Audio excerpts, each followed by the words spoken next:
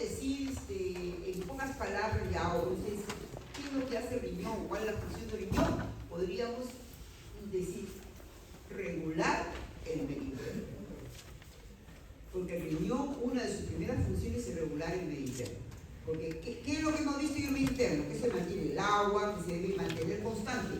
Agua, electrolitos, pH y osmolaridad.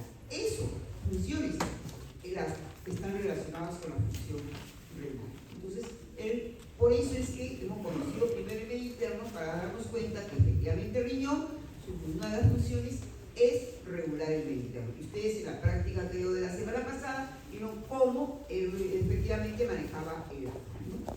Entonces ahí tenemos. Pero no es solamente esa función, vamos a ver que tenemos varias funciones que de tal manera que es imposible que prácticamente nosotros vivamos sin riñones funcionando. Cuando nuestros riñones fallan, cuando la persona tiene esa falla de riñón, pues queda una alternativa que es someterlo a diálisis, ¿no? Que significa una máquina que va a hacer las veces que el riñón, pero no todas, como vemos, no todas las funciones puede hacerlas, solamente aquella de limpiar la sangre, o sea, depurar la sangre, limpiar la sangre, ¿no? O sea, sacar las sustancias de desecho. Pero otras funciones que vamos a ver que lamentablemente no las va a hacer, ¿no? Porque no puede, ¿no? Y de todas maneras va a haber pues algún problema. Ahí vemos las funciones, resumidas las funciones que tiene el riñón. Y que vemos, regula el equilibrio hidroelectrolítico, lo que les decía, regula el equilibrio del agua y de los electrolitos en el medio interno, por lo tanto regula el medio interno. Retira productos metabólicos del desecho de la sangre y los excreta por la orina. Es la función que todos prácticamente tenemos, ¿no? Del riñón, de que elimina las sustancias a través de la orina, elimina sustancias de desecho. Retira sustancias extrañas para la sangre y las excreta por la orina. Va a retirar sustancias extrañas, sustancias que llegaron al organismo, que no son propios del organismo, pero por alguna razón llegaron para cumplir una función y son eliminadas a través de la orina. Por ejemplo, los medicamentos. La mayoría de medicamentos, su vía de eliminación es el riñón, vía renal, ¿no? ¿Por qué? Porque sencillamente no van a quedar sin medicamento, actúa, cumple su función y debe eliminarse, ¿no? Entonces, si no, a seguir actuando y entonces al contrario nos podría en problemas en el organismo. Entonces siempre se elimina a través de la vía renal, la mayoría. Por ejemplo, una persona que toma hipertensivo, una persona que toma pastillas para la diabetes, entonces cumple y se elimina. No se va a quedar ahí continuando el efecto, sino va a ir, en lugar de pasa a la hipotensión o si no pasa a disminuir demasiado los valores de azúcar, ¿no? En la sangre. Entonces ahí esa función. Y no solamente ahí en medicamentos, sino por ejemplo sustancias, generalmente la industria alimentaria resulta que coloca esas sustancias para hacer atractivas los alimentos, lo que producen, ¿no? Entonces a veces son colorantes o algo de sabor, entonces todo eso son eliminados a través de la vía renal. ¿Qué otra cosa tenemos? Regulación de la presión arterial mediante la alteración de la excreción de sodio. O sea, indirectamente o prácticamente así, el riñón va a cumplir una función en mantener la presión arterial. ¿Por qué? Porque sabemos nosotros la influencia que tiene la concentración de sodio en el plasma para los niveles de la presión arterial, ¿no? Cuando el sodio se eleva, pues entonces hay retención también de agua y esto eleva la presión arterial, ¿no? Entonces el riñón se encarga, también maneja el sodio, vamos a ver, o sea, a través de algo que también ustedes conocen, que es una hormona que es la aldosterona, ¿no? Entonces la aldosterona actúa a nivel del túbulo y generalmente reabsorbe el sodio, ¿no? Entonces esos cambios de esta hormona van a estar vinculados con los niveles de sodio en el medio interno para tratar de mantenerlo constante. Entonces ahí cuando se altera la función renal, pues va a alterar esto y entonces se van a ver los efectos en la presión arterial. Además de esto, además de que maneja el sodio, secreta renina, ¿ya? Y dice, y otras sustancias vasoactivas. Vamos a ver, renina, acuérdense, han llevado cardio, renina, angiotensina y aldosterona, y han llevado endocrino. Por lo tanto, ¿por qué el sistema renina, angiotensina y aldosterona tiene que ver con la regulación de la presión arterial? Por el manejo del sodio. Y en endocrino han hablado también de sistemas, porque la aldosterona es una hormona. Y aquí hablamos también del sistema renina, angiotensina y aldosterona, porque su sitio de acción es el túbulo renal. Entonces, este también, digamos, influye ahí. De ahí tenemos otras sustancias vasoactivas. Efectivamente, hay otras sustancias que van a producir el riñón vasoactivas, que significa contracción o dilatación de los vasos sanguíneos. Entonces, en ciertas situaciones, el riñón maneja esto de tal manera que produce vasoconstricción o vasodilatación, según, sobre todo, como vamos a ver, para el manejo del filtrado glomerular. Entonces vamos a ver la cantidad de sangre que llega al riñón, entonces puede manejarse de esa manera, ¿no? Después tenemos así que secreción de la 1,25 de hidroxivitamina D3, esa es la forma activa de la vitamina D, ¿no? Entonces todos sabemos de que la vitamina D es importante para el metabolismo óseo, ¿no? Pero también ahora sabemos que la vitamina D tiene un papel muy importante en el mantenimiento del sistema inmunológico, ¿no? Se vio ahora con el COVID, por ejemplo, aquellas personas que tenían altos niveles de vitamina D, pues es lo que tuvieron una respuesta, o sea, mejor, digamos, a cuando eran infectadas por el virus, ¿no? Y en el caso, inclusive, no llegaban a una situación o no se enfermaban en casa, los que tenían niveles de vitamina tenían estos problemas por la respuesta inmunológica, ¿no? Entonces, a raíz de eso se está haciendo varios estudios y se le está dando bastante importancia en la parte inmunológica. Después tenemos la secreción de, ahora, ¿por qué interviene la vitamina D? Sabemos que para obtener la vitamina D es necesario pues exponerse al sol, ¿no? Pero esa es la forma inactiva. Para activarla, el riñón tiene una enzima que en la célula lo convierte de la forma inactiva en activa para que pueda actuar. Entonces de ahí viene su importancia, tiene esa enzima, ¿no? Que la va a activar. Después la secreción, secreta eritropoyetina, ¿vieron? Eso es algo que, por ejemplo, esa enzima que convierte a forma activa, la secreción de una hormona, eso no lo hace la máquina, por eso les decía, de todas maneras, aquel que está sometido, que tiene un problema renal, que está sometido a diálisis, también hace su limpieza, pero toman a tener ciertas carencias, deficiencias que no lo obtiene el riñón, como es el riñón natural, ¿no? Entonces, en este caso, por ejemplo, secreta una hormona que es la eritropoyetina, que también ustedes saben, pues, Mato, puede que la eritropoyetina es una hormona que actúa en la médula de los huesos para la producción de los hematíes o glóbulos rojos. Entonces, ¿qué va a suceder? Sucede de que es importante para ese funcionamiento, para que haya esto. Y eso ya vemos, pues, que va a haber carencias en caso de que haya un problema. Y hay otra función que es la gluconeogénesis, o sea, la función de glucosa a partir de aminoácidos, pero en situaciones de ayuno, o sea, no es el riñón pues el órgano principal en cuanto al metabolismo de la glucosa y mantener, pero sí, en situaciones de ayuno ayuda, digamos.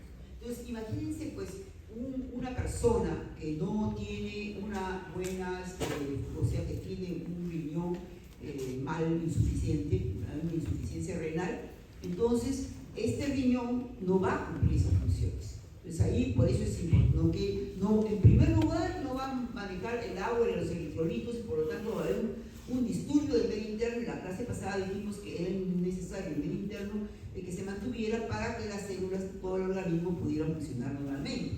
Después que no va a poder eliminar sustancias de desecho, o sea, las sustancias que son extrañas de desecho, por lo tanto, sustancias nitrogenadas, producto del metabolismo, la creatinina, la urea va a estar elevada, que es lo que caracteriza, digamos, al enfermo renal, y esto va a producir toxicidad en todas esas células, sobre todo en el caso del sistema nervioso, ¿no?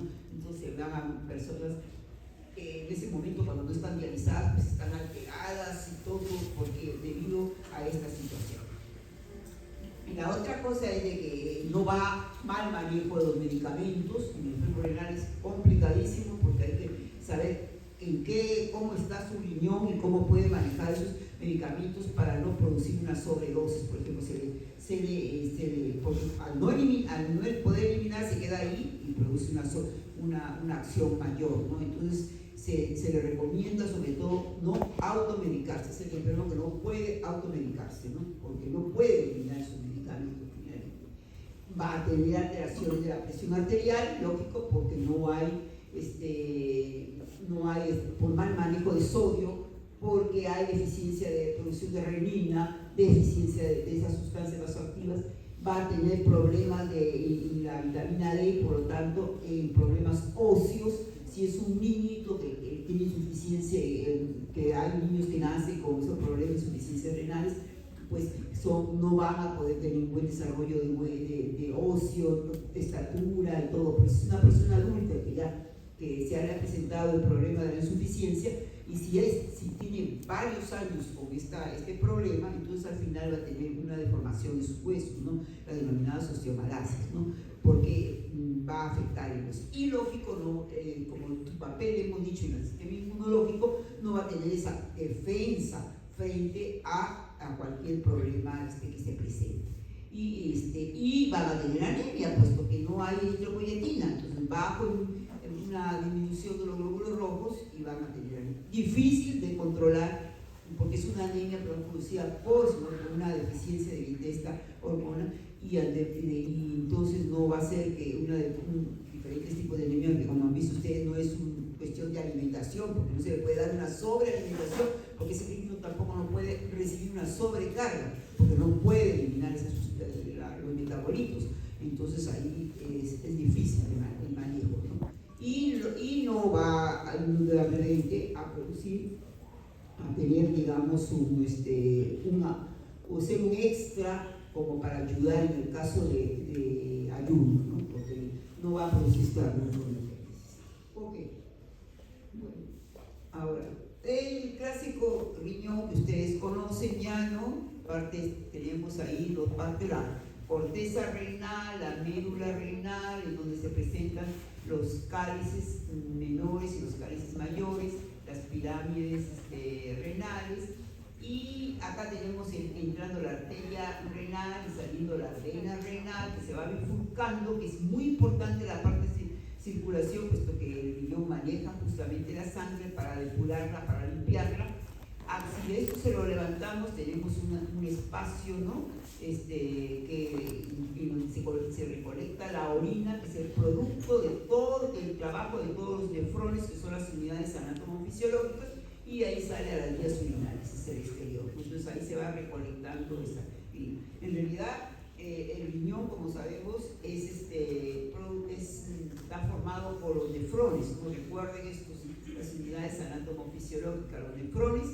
Si queremos conocer cómo funciona el riñón, en realidad debemos saber cómo funciona uno de estos nefrones, porque todos prácticamente trabajan igual, y al final en la papila renal, van a colocar su producto final, que es la orina. Pues ahí tenemos en la vista dos tipos de nefrones. Un nefrón, la parte del nefrón, dos tipos de nefrones. El nefrón que se denomina uno pequeño, que es cortical, que le llaman, y este es el yuxtamedular, que es el largo y que llega hasta el final. Y el cortical prácticamente todo nace en la parte externa o en la media de la corteza, y el yuxtamedular, como lo dice su nombre, yuxta, encima de la médula. Y tiene la diferencia entre estos dos nefrones, pues es el asa de Henle, ¿no? En los yuxtamedulares tienen asas de Henle más largas que llegan hasta el interior de la médula. Acá tenemos la corteza renal y la médula renal. Entonces, ¿qué hay? En primer lugar, todos los nefrones nacen en la corteza renal. Entonces, ¿qué es lo que vemos acá? Los nefrones. Ahora, tengo acá uno, comencemos acá. Entonces, recordando las partes del nefrón, ¿no? Entonces ahí la arteria renal ingresa, se va bifurcando hasta llegar a la corteza, a una ramita, va tomando diferentes nombres hasta llegar a una ramita que es la arteriola aferente. Esta arteriola aferente forma asas glomerulares que forman una especie de ovillo, ¿no? Y sale, ahí sufren anastomosis, sale la otra ramita que es la eferente. Es aferente que lleva la sangre y está la eferente que va a salir. Entonces, y luego esta eferente va a dar varias, se bifurca en ramitas que van a envolver las partes del túbulo renal. De tal manera, esto es tejido vascular, ¿no? Arterial aferente, glomérulo, arteria aferente, los vasos, sistema vascular que rodea, pero el verdadero tejido renal comienza acá, es con la cápsula de Bowman que rodea al glomérulo, luego sigue el túbulo proximal. Luego tenemos el asa de Henle, la rama descendente del asa de Henle, la rama ascendente del asa de Henle, y de allí el túbulo distal, que se abre el túbulo colector, que va saliendo, van llegando el trabajo de todos los nefrones, y se abre a la papila renal, donde ya vemos que ahí se recolecta la orina y de ahí sale hacia el exterior, hacia las vías urinarias, ¿no? Entonces, ahí, este es el recordando, ¿no? Entonces, ahora sí, creo que vamos acá y vemos cómo están dispuestos estos dos nefrones. Todos nacen en la corteza, y todos los glomérulos están en la corteza, todos los túbulos proximales y distales están en la corteza. ¿Qué es lo que hay en la médula? El asa de Henle. En este caso, una parte del asa de Henle, y acá tenemos casi todo el asa de Henle porque está bien pegado hacia la médula. ¿Y qué otra cosa hay? El túbulo colector, pero una parte, el túbulo colector comienza acá en la corteza. Entonces, ese sentido de dos partes, un túbulo colector cortical y el túbulo colector medular, donde se va a producir la concentración final de la orina, ¿no? Y acá vemos vasos sanguíneos, que vamos a verlos en otra lámina mejor, que son los denominados vasos rectos. Entonces, en este proceso de concentración y dilución de orina que ustedes han visto, que han tenido en su práctica la semana pasada, entonces, ¿qué es lo que tiene que ver? Tiene que ver el asa de Henle, tiene que ver el túbulo final, donde se produce la reabsorción o la acción de la hormona antidiurética, el túbulo colector, y la reabsorción del agua. Tienen que ver también los vasos rectos. Entonces ahí vemos, por eso todo esto, o sea, la médula tiene que ver con el proceso de concentración y dilución de la orina. Ahora, estos dos nefrones que son diferentes, tienen función diferente. Entonces tenemos el cortical, que es chiquito, y el yuxtamedular grande, tiene que ver con la concentración de la orina, porque cuanto más larga es el asa de Henle, la capacidad de concentrar la orina de ese riñón es mayor. Entonces, estos son los que intervienen en la concentración. ¿Y por qué es importante concentrar la orina? Es importante concentrar la orina para, en casos de que haya un balance negativo, que haya una falta de agua en el organismo, pues el organismo concentra la orina ahorrando más agua, evitando que ir a la deshidratación. Entonces, ¿quiénes son más importantes aquí? En este caso sería, en cuanto a concentración de la orina, estos nefrones yuxtamedulares. Lamentablemente, hay pocos nefrones yuxtamedulares en el riñón humano. De los 100, si consideramos el 100%, pues apenas un 15% son nefrones con asa de Henle larga, o sea, yuxtamedulares. Por lo tanto, la capacidad que tiene, digamos, el riñón, desde ahí comenzamos la vez pasada, les he dicho, desde el primer día que uno no toma el líquido, ya entra lo que es la deshidratación, y comienza el proceso de la deshidratación. Entonces es igual, lamentablemente no tenemos de esos muchos. Ya lo hemos visto. Acá es donde le decía, estos solamente son vasos sanguíneos. Es como que si nosotros hubiéramos quitado toda la parte del túbulo renal, o sea, todo lo que constituye el túbulo renal, y solamente hubieran quedado los vasos sanguíneos. ¿Para qué? Para que vean cómo se distribuye los vasos diferente en la corteza que en la médula. En la médula, los vasos sanguíneos están en forma de asas, como da la impresión que son asas de género, o sea, paralelas a las asas de género, es lo que se denomina en forma de U. Entonces, los denominados vasos rectos. Entonces, en la médula, los vasos se distribuyen y se conocen como nombre de vasos rectos, que son en forma de U, paralelos a la asa de género.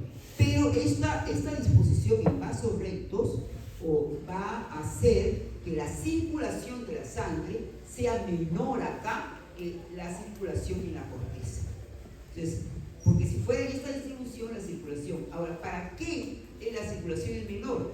Para esta circulación nos va a permitir el proceso de concentración de la orina. Entonces, también, por eso, los vasos rectos contribuyen en la médula de esa manera.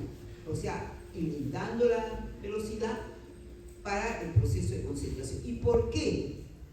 Porque para el proceso de concentración, como lo habrán visto en su práctica, se necesita un intersticio, o sea, el líquido que rodea, que tenga una gradiente osmolar. ¿Qué significa gradiente osmolar? ¿Qué hemos dicho? ¿Cuál es la osmolaridad del plasma? La vez pasada es 300 miliosmoles. Y todo aquello por encima es hiperosmolar. Bueno, si nosotros el líquido de acá sacamos en la corteza, todo, en cualquier sitio que sacamos, es 300 miliosmoles por litro. Pero si nosotros sacamos en la médula, va a depender de qué parte de la médula nosotros saquemos el líquido para saber cuál es la osmolaridad de ese líquido. Porque comienza con 300 y va aumentando, por eso se llama gradiente osmolar. Va aumentando desde 300 hasta el vértice, hasta acá de la médula, y va aumentando desde 300, 400, 600, 800, 1000, ¿hasta qué? Hasta la osmolaridad máxima. ¿Y cuál es la osmolaridad máxima? ¿Entre qué osmolaridades está la orina? Acuérdense, 50 milosmoles y el máximo sería 1200 a 1400 milosmoles por litro. Entonces, hasta acá, entonces comienza aquí de 300 hasta 1400, que puede ser. Entonces, esta gradiente es muy importante para que esté también ese líquido con esa gradiente alrededor del túbulo colector, para que pueda, cuando haya una deficiencia de agua en el organismo y se produzca hormona antidiurética, esta hormona antidiurética, al actuar en el túbulo colector, pueda reabsorber el agua. Si no hay esa gradiente, si se rompe esa gradiente, no hay reabsorción de agua. Entonces no tendríamos esa protección ante un estado de deshidratación. Por eso es que, o sea, aquí es como que trabajan juntos. Pues no vamos a ver, más adelante veamos todos en conjunto, pero ya deben de tener más un conocimiento por su práctica, ¿no? Entonces ahí es que estos actúan de esa manera. Bueno, pues aquí vemos las diferentes partes del nefrón, las diferentes células. ¿Qué es lo que podemos observar? Miren, una célula muy grande que es el túbulo proximal, y miren cómo es la célula del asa de Henle, bien chiquita, ¿no? Una serie de organelos, sobre todo mitocondrias, y acá casi no hay mitocondrias. Entonces, en primer lugar, ¿qué nos da esta idea de esta imagen que vemos? Que los segmentos del túbulo del nefrón, túbulo renal, no son iguales. O sea, sus células no son similares. Y si no son similares, significa que los diferentes segmentos, su función es diferente. Porque acuérdense que la función de un determinado órgano y la forma que tiene está de acuerdo a la forma de las células. Por ejemplo, si unas células trabajan bastante, ¿qué es lo que van a necesitar? Energía. Y si hay energía, pues van a necesitar bastante mitocondrias, ¿no? Entonces ahí. Pero si no hay mucho trabajo de esas células, entonces no hay necesidad de esas mitocondrias. Entonces desarrollan más ciertos organelos de acuerdo a la función que desempeñan. Entonces esto es lo que vemos. Entonces, ¿qué vemos acá? En el túbulo proximal, que es esto, las células son las más grandes, casi igual que el distal, pero ¿qué es lo que observamos más? Mayor número de organelos, mayor número de mitocondrias más grandes. Observamos el borde en cepillo, que es que tenemos, esta es la parte que va hacia la luz tubular donde se está formando la orina, y esta es la que va al intersticio, o sea, la parte que da hacia al vaso sanguíneo donde se reabsorberían las sustancias, ¿no? Entonces, vemos pues que estas están preparadas ¿para qué? Para un trabajo bastante de reabsorción, porque en primer lugar las microvellosidades aquí que forman el borde del cepillo van a permitir que el líquido, que las sustancias que pasen en el líquido se ingresen acá a la célula y luego después salgan por la membrana basal. Se denomina membrana luminal, esta es la membrana basal y estas son las membranas laterales. Funcionalmente, ¿cómo trabaja? La lateral, la basal, así es, ¿no? Vasolateral, tiene una función diferente a la función que da de esta cara, que da directamente hacia el líquido en donde va pasando, ¿no? Las sustancias. Entonces, ahora tenemos ahí, o membrana luminal, que hemos dicho, entonces es diferente, luminal y la vasolateral. Entonces ahí vemos que estas efectivamente, ¿por qué trabaja bastante el túbulo proximal? Porque vamos